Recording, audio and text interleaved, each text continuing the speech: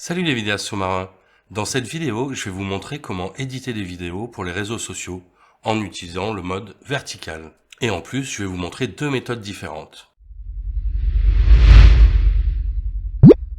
Alors Instagram, TikTok de nos jours, c'est en train de devenir de plus en plus important et je crois que c'est pas prêt de partir. Au point que, quand les gens filment maintenant, ils pensent que le mode normal, c'est le mode portrait. Et quand on filme en mode horizontal, on est un boomer. Donc il existe différents formats pour TikTok, pour Instagram. L'un d'entre eux, ça va être 1080 par 1080, donc faire des formats carrés. Il existe aussi 1080 par 1350, qui va être un format un peu rectangulaire, mais pas très long. Et le format le plus utilisé, ça va être 1080 par 1920.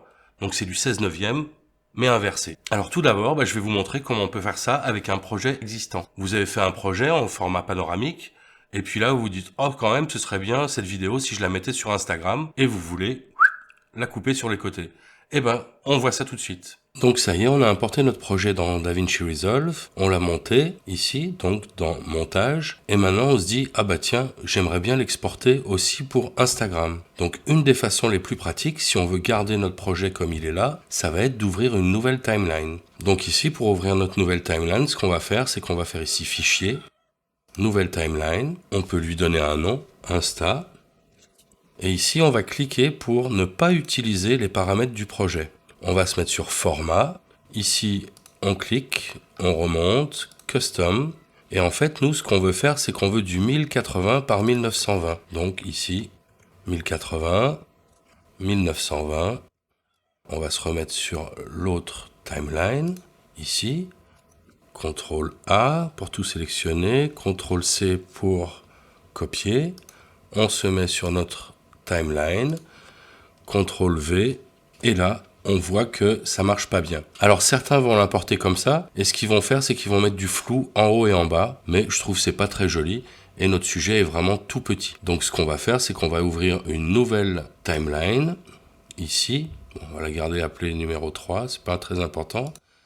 Ici, donc on change le format, hop, toujours custom, 1080, 1920, pixels carrés, on est d'accord. Par contre, ici, ce qu'on va faire, c'est qu'on va mettre rogner l'image avec mise à l'échelle.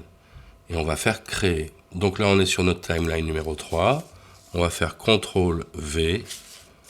Et là, cette fois-ci, on voit que ça s'est mis à l'échelle. Donc maintenant, ce qui peut se passer, c'est que notre sujet, comme ici par exemple, il n'est pas au milieu. Alors déjà, on se rend compte qu'il va être un peu gros, ça va être compliqué, mais surtout, il n'est pas du tout au milieu. Donc on clique bien ici. On se met dans l'inspecteur, et ici on voit cadrage intelligent. Donc on peut ici un recadrage automatique pour voir ce que ça donne. Voilà, dans ce cas-là, il a pris le rhinopore apparemment ou ça comme base. Est-ce que ça va marcher? Plutôt pas mal. Ok. Celui-là, ça bouge un peu, mais le sujet, je reste tout le long au milieu. Et par contre, là, on voit que notre sujet s'en va. Donc ce qu'on va faire, c'est qu'on va essayer de faire un recadrage ici. Recadrage avec point de référence. On appuie sur recadrage. Là, on l'a bien mis sur l'œil ici. Et on fait recadrage. Et normalement, il devrait arriver à suivre l'œil. Et on a même eu le moment où notre hippocampe mangeait. Par contre, on voit qu'ici, là en fait, on est toujours cadré ici. Mais on aimerait bien qu'il se mette plutôt par là. Donc on va faire recadrage, et on va voir ce que ça donne. Alors on l'a vu manger le poisson, donc c'est plutôt pas mal. On va peut-être recadrer encore un tout petit peu plus par là. On recadre à nouveau. Et voilà, on a la séquence. Deuxième méthode, on peut aussi maintenant faire en utilisant un nouveau projet. On ouvre DaVinci, on ouvre un nouveau projet, on va l'appeler Insta 2. Parce que j'ai déjà un Insta de base. Hop, on se met ici. Donc là, nos fichiers sont importés. Donc ce qu'on va faire, avant de mettre les fichiers là-dedans, c'est qu'on va aller ici. Résolution, on va la changer. Donc là, on se met sur Custom. Ici, 1080. Alors là, on va mettre par 1920. Ici, on fait mise à l'échelle. Ici, rogner l'image avec mise à l'échelle. Enregistrer. Et donc là maintenant, on va pouvoir importer nos fichiers dans la timeline. Et on voit que naturellement, ils ont été croppés au bon format. Alors là, ici, ce qu'on peut faire aussi, ce qui peut être bien pratique maintenant qu'on a déjà notre format, plutôt que de refaire à chaque fois la même chose, et bien ici, on a configuré un projet donc en 1080 par 1920. On peut le mettre dans pré-réglage, projet actuel, enregistrer sous, et on peut mettre Insta.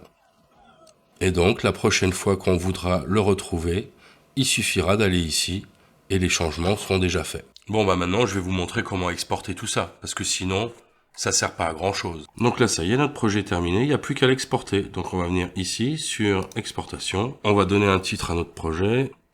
On va décider où on l'amène. Donc moi, je vais le mettre sur le disque E, enregistrer. Ensuite, exporter donc plan unique. Oui, c'est ce qu'on veut. On va le mettre sur MP4. H264, c'est bon. Résolution 1080 par 1920, c'est bon. L'image par seconde, c'est bon. Ici, on va restreindre à 8000 kilobits par seconde. Parce que sinon, Instagram, en fait, ce qu'ils vont faire, c'est que eux, ils vont compresser. Donc, autant le faire directement avec le logiciel, ce sera mieux. Ici, au niveau de l'audio, on fait sûr qu'on est en AAC, c'est bon. Et donc, ajouter à la liste d'exportation. Ici, c'est venu là. Tout rendre. Et voilà, merci d'avoir regardé la vidéo jusqu'à la fin. Si ça vous a plu, n'hésitez pas à lâcher un petit pouce bleu. Puis vous pouvez aussi vous abonner et faire sonner la cloche pour savoir quand il y a de nouvelles vidéos. Et puis là-haut, là dans le coin, j'ai mis une petite vidéo juste pour vous expliquer la page Color de DaVinci Resolve. Allez, bonne bulle!